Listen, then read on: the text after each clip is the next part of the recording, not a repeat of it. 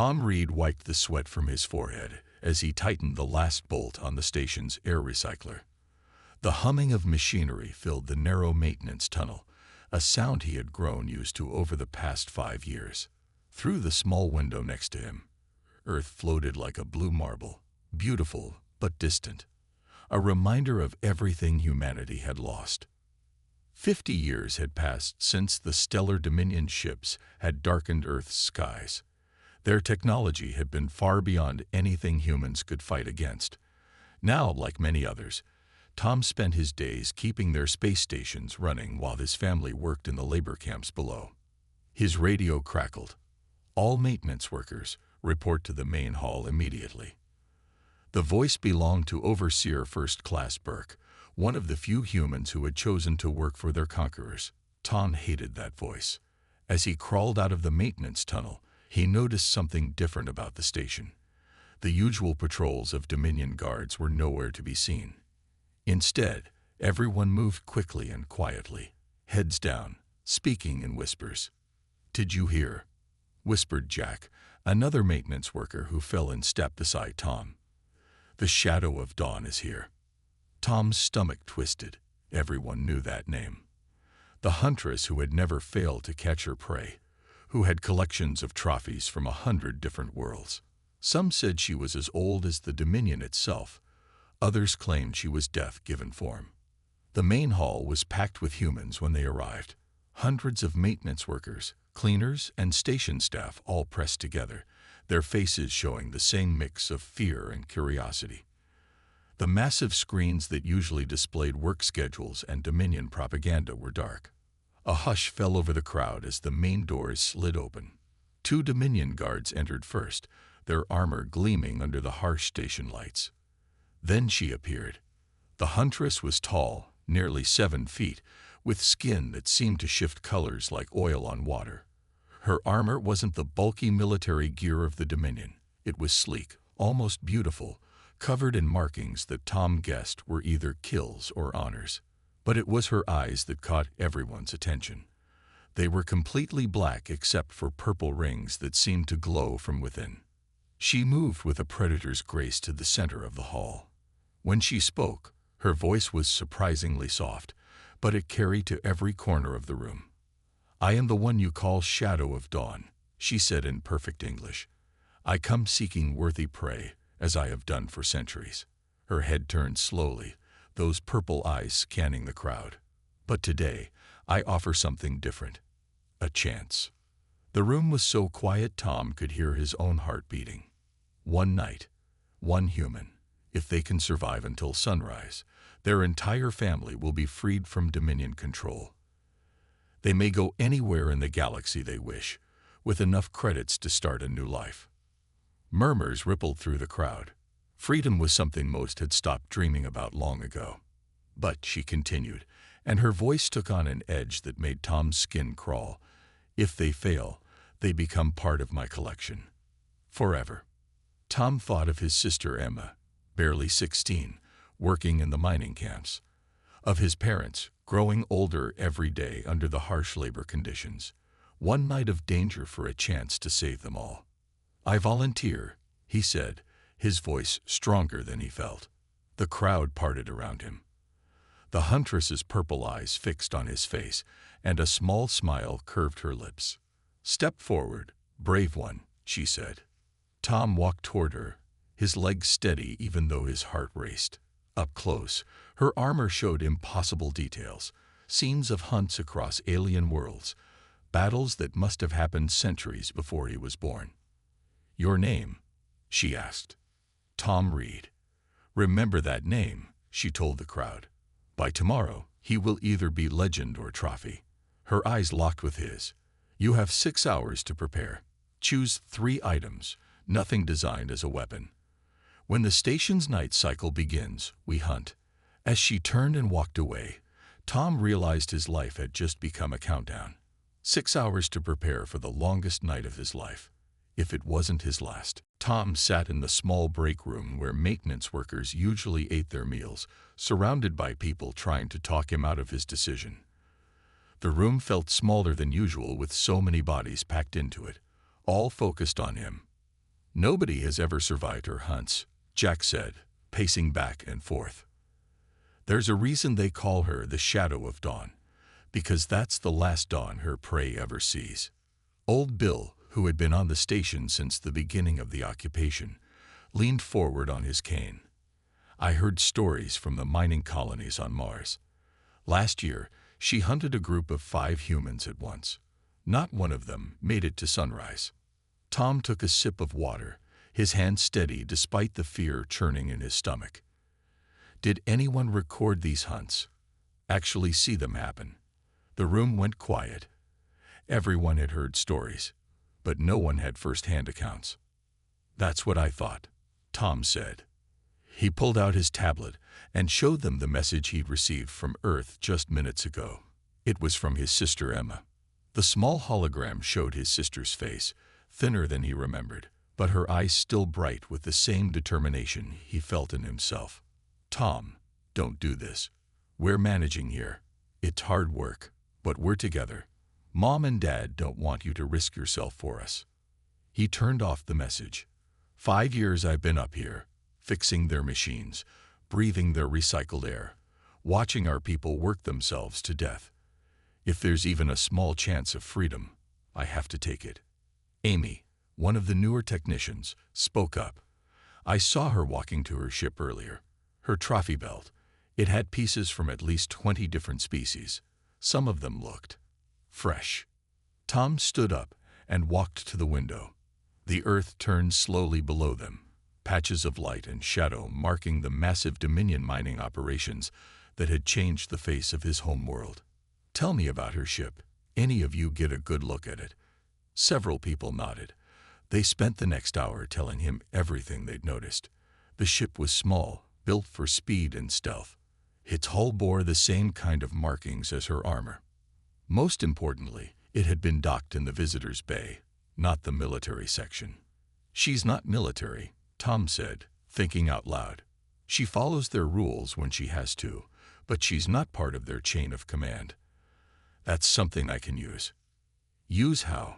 Jack asked. I don't know yet, but every piece of information helps. Tom checked the time. 4 hours left until the hunt began.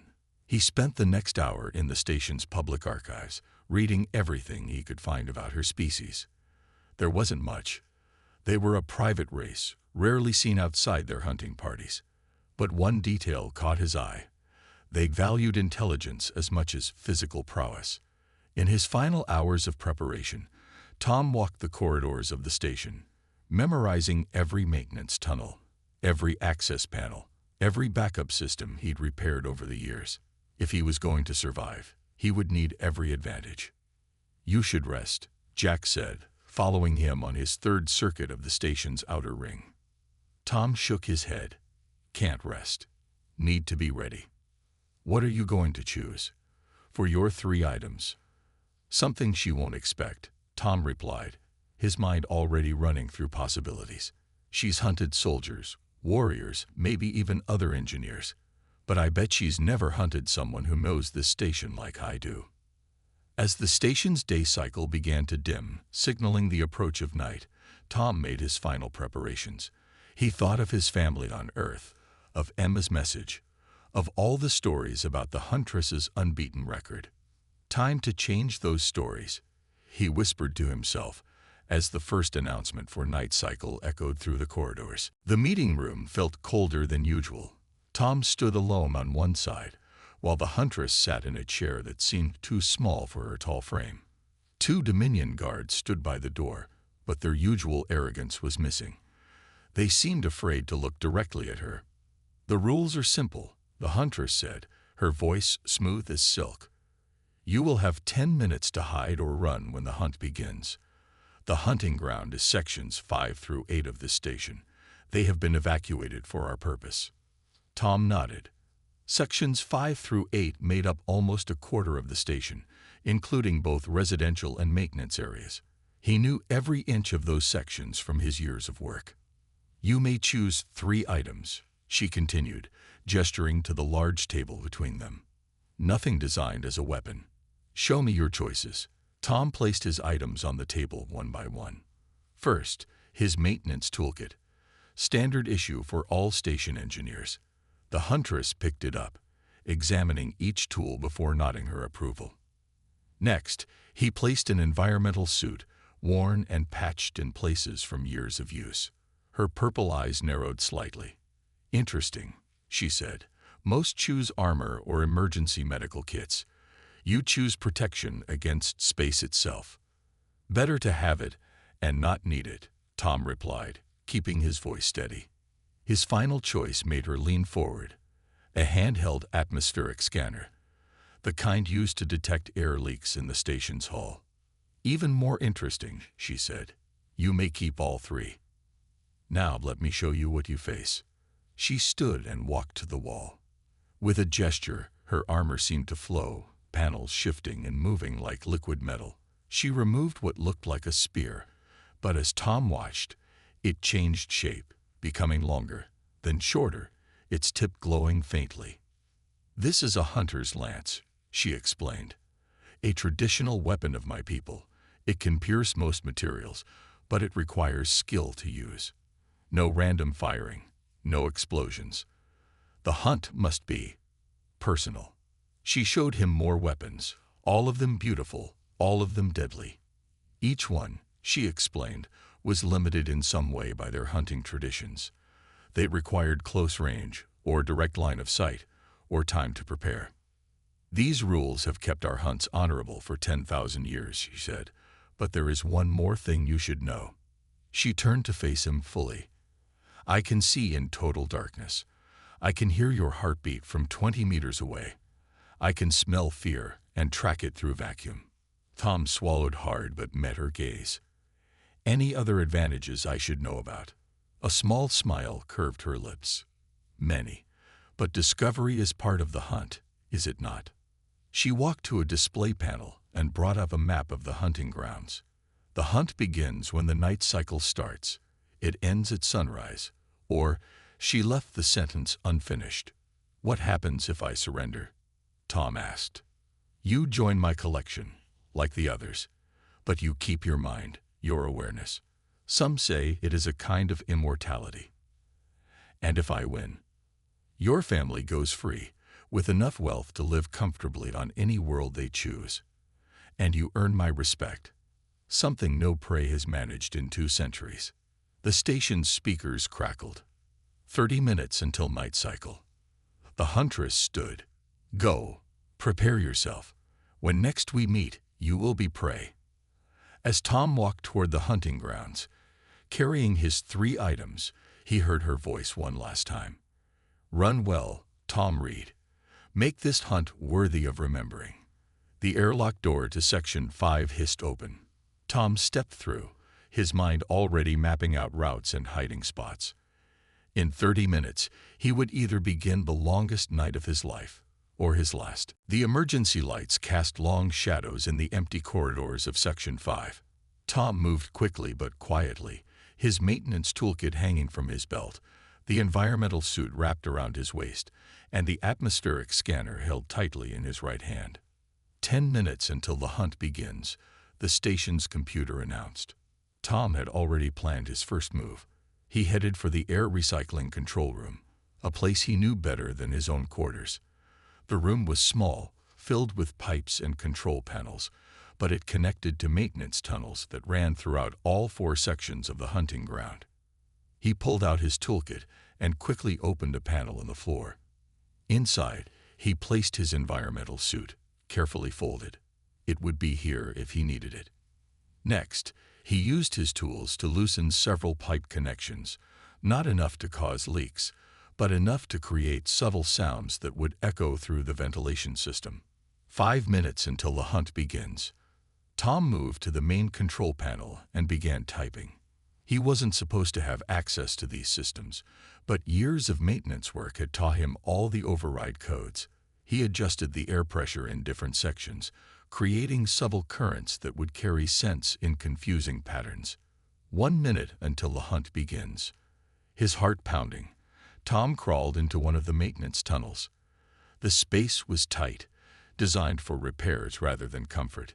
He pulled the panel closed above him just as the final announcement came. The hunt begins now. For several minutes, there was only silence. Tom activated his atmospheric scanner, setting it to detect movement through air pressure changes. The screen showed nothing yet. He began to crawl through the tunnel, moving as quietly as possible. A soft thud echoed from somewhere above. Tom froze. The scanner showed a disturbance moving through Section 5. Something large, moving fast. The Huntress had entered the game. He continued forward, checking his mental map of the tunnel system. These passages ran between the walls and floors of the station, carrying power lines, air ducts, and data cables. Most people would get lost in here, but to Tom, it was like reading a familiar book. A strange sound made him stop again, a sort of clicking, like metal on metal, but with an organic quality to it. The scanner showed the disturbance was closer now, moving in a search pattern. She was hunting systematically, not randomly. Tom reached a junction where 3 tunnels met. As he started to turn left, his scanner suddenly lit up with warnings. The air pressure ahead was changing rapidly. She was in the walls with him. Without hesitation, he reversed direction, moving as fast as he dared while staying quiet. The clicking sound grew louder. A faint purple glow reflected off the metal walls ahead, the same color as her eyes. Tom pulled out a small socket wrench from his toolkit. With practiced moves, he loosened a pressure valve on a nearby pipe. Steam hissed out, filling the tunnel with hot mist. The scanner showed the Huntress's movement pattern change. She was reacting to his trick. He took advantage of the distraction to slide down a vertical shaft, using his legs to control his descent. The sound of metal being torn apart came from above. She was much stronger than he had imagined. Landing softly 2 levels down, Tom quickly moved into a different tunnel. His scanner showed multiple pressure disturbances now. She was doing something to the station's systems, trying to flush him out. Clever prey, her voice echoed through the walls. Using the station itself as your ally. But remember, I have hunted in spaces like this for centuries. Your tricks are impressive, but not unique. Tom allowed himself a small smile as he continued moving. Maybe not, he whispered to himself, but you've never hunted someone who rebuilt these systems from scratch. He pulled out his toolkit again. The night had just begun, and he had many more tricks to try. 3 hours into the hunt, Tom's shirt was soaked with sweat. He had played a dangerous game of cat and mouse through the station's maintenance systems, but now he was noticing something strange. The Huntress wasn't just chasing him, she was testing him. Twice now, she had cornered him in dead ends, only to let him escape. Each time, she had watched how he solved the problem. The first time, he had rerouted power to create a shower of sparks as a distraction. The second time, he had used his scanner to time a perfect dash through her blind spot. Now, crouched in a small equipment room in Section 7, Tom reviewed these encounters in his mind. His scanner showed the Huntress moving in a circular pattern 2 levels above him. She was hurting him, but towards what? He pulled out his tablet and began reviewing the station's old maintenance logs. There had to be a pattern to her behavior. As he scrolled through the data, something caught his eye. Power usage in Section 8 had dropped to almost nothing, except for one room. The trophy room. She had brought her collection with her. Tom's hands moved quickly over the tablet, pulling up more information. The room's environmental controls were running at full power, maintaining specific temperature and pressure levels. For preservation, he realized, but the power readings were strange. They suggested the trophies were alive. A soft click made him freeze. The ventilation grate above him opened, and the Huntress dropped into the room with impossible grace. Her armor seemed to ripple in the dim light, and those purple eyes fixed on him. But she didn't attack. "You see it now, don't you?" she asked, her head tilted slightly.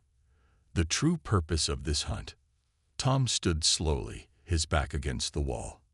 "You're not just testing my ability to run and hide. You're testing my mind." She moved closer, her movements fluid like water. "For 200 years, I have hunted the most dangerous, the most clever, the most resourceful beings in this galaxy. Do you know what I discovered? Tom's mind raced through everything he had learned. The preserved trophies, the specific environmental controls, the way she tested problem-solving abilities. Your species is dying, he said, the realization hitting him suddenly. You're not looking for trophies. You're looking for compatible genes. A smile curved her lips, showing teeth that gleamed like polished metal. Finally, a prey that understands. She gestured at his scanner. You chose tools of understanding, not weapons. You sought to know the station's systems, not just hide in them. The others in your collection, Tom said, they're not dead, are they? They're in stasis, being studied. Preserved, she corrected. But their minds were too simple, too focused on survival alone. None saw the larger pattern. None understood the true hunt. Tom's fingers tightened on his scanner. And now that I figured it out. The Huntress stepped back, her armor shifting to reveal more of her hunting weapons. Now the real test begins. Knowledge is one thing, clever prey. Using it to survive is another. She raised her hand, and the room's lights went out completely. In the darkness, her eyes glowed like purple stars. You have 3 hours until dawn, she said, her voice echoing from multiple directions at once. Show me how you use this knowledge. Prove that your species has more to offer than just clever tricks and desperate escapes. Tom quickly checked his scanner. The air pressure in the room was changing rapidly, becoming almost impossible to track. He could hear the Huntress moving, but the sounds seemed to come from everywhere at once. Time to find out if understanding is enough to stay alive, he whispered, and began to formulate a new plan, one that might save not only his life but change the future of 2 species. Tom's mind worked frantically as he navigated through the darkened corridors of Section 8. The Huntress was everywhere and nowhere, her movements like shadows in the corner of his eye. But now he understood. This wasn't just about survival anymore. He checked his scanner again. The atmospheric readings around the trophy room were unlike anything he'd seen before. Complex patterns of pressure and temperature, almost like a code. He'd been looking at it wrong all this time. It wasn't just life support for preserved specimens. It was data. Your people are scientists, he called out, his voice steady despite his racing heart. The hunting isn't about killing. It's about learning. A laugh echoed through the corridor, seeming to come from all directions. Perhaps, but learning often requires sacrifice.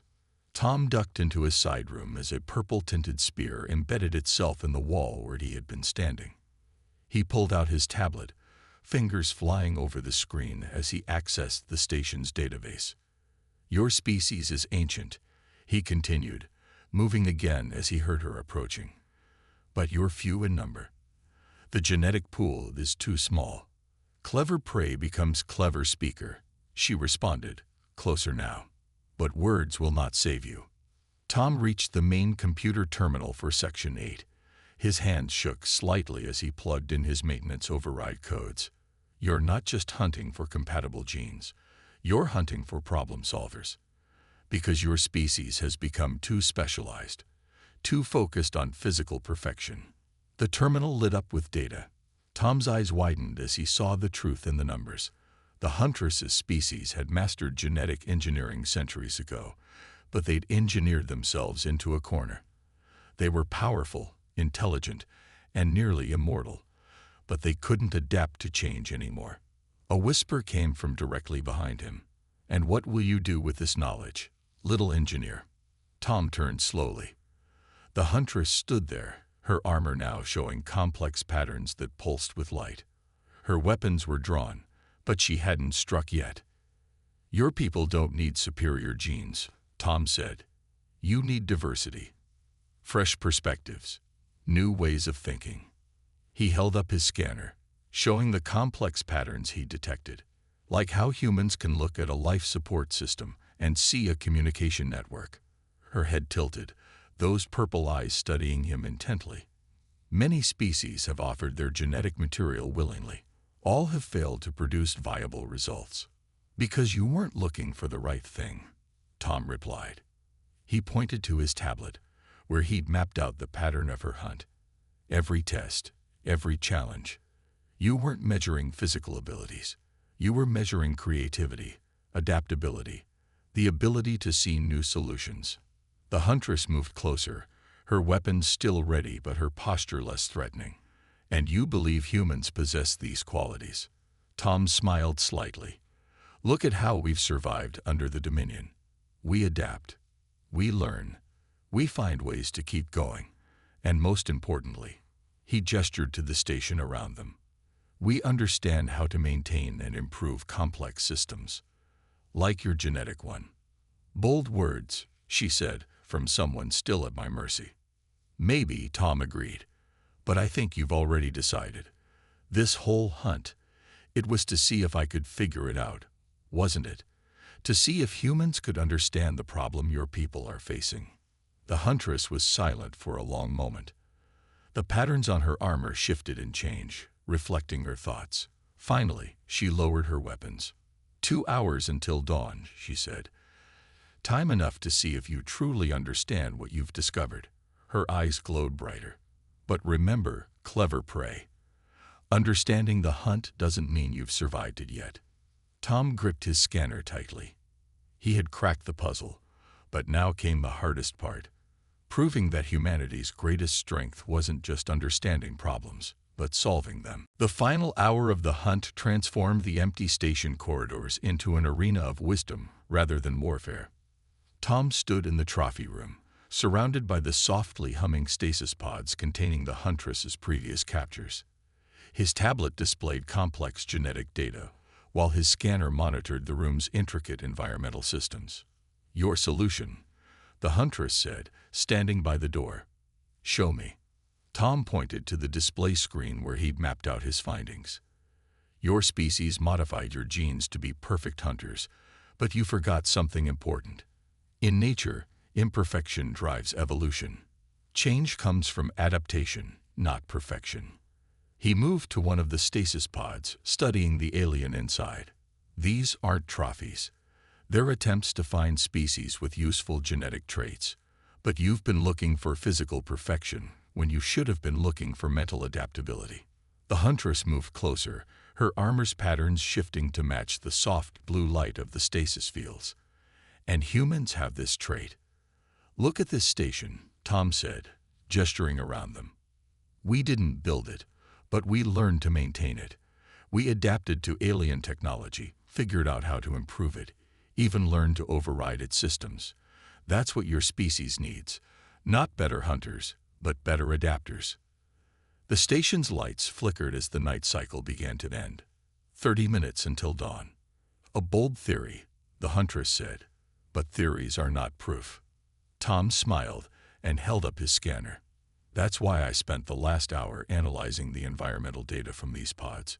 Each contains a different species, but they're all preserved in specific conditions. Conditions that match their homeworlds, yes, but also conditions that could support genetic sampling. He pressed a few buttons on his tablet, and the room's displays came alive with data. Your people have been gathering genetic material, but you've been storing it wrong. You're trying to preserve it in perfect stasis, when you should be allowing for controlled mutation. Small changes, monitored over time. The Huntress's purple eyes widened slightly. You discovered this in one night. No, Tom said. I discovered it because I'm a maintenance worker, because I understand how complex systems need both stability and flexibility to survive, just like species do. 15 minutes until dawn. The Huntress walked slowly around the room, examining Tom's data. Her armor shifted colors rapidly, reflecting deep thought. Finally, she turned to him. In 2 centuries of hunting, none have offered a solution. They only tried to survive. She tilted her head. But survival was never the true test, was it? No, Tom replied. The test was whether we could understand the problem and think of new ways to solve it. That's humanity's real strength. We're not the strongest or fastest, but we never stop trying to find better ways to do things. The first rays of artificial dawn began to light the station's windows. You have survived the night, Tom Reed, the Huntress said. And more importantly, you have understood. Your family will go free, as promised. She paused, then added, but I offer you a choice. Tom waited, his heart pounding. Come with me, she said, not as a trophy, but as an advisor. Help my people understand adaptation. In return, I will help free more humans from the Dominion. A trade, your knowledge for their freedom. The dawn cycle completed, filling the room with light. Tom looked at his tablet, then at the Huntress, and finally at the Earth visible through the station's window. I accept, he said, but I have one condition. We don't just free them, we teach them. Build a network of humans working with your people. Share knowledge, create change. The Huntress's armor shifted to a bright, almost hopeful pattern. The prey becomes the teacher, she said, extending her hand. The hunt ends, and a new dawn begins. Tom took her hand, sealing the agreement. As they walked out of the trophy room together, he realized that this night hadn't just changed his life. It had opened a door for both their species. The future would be different now, built not on perfection or power, but on adaptation and understanding. The hunt was over. The real work was about to begin.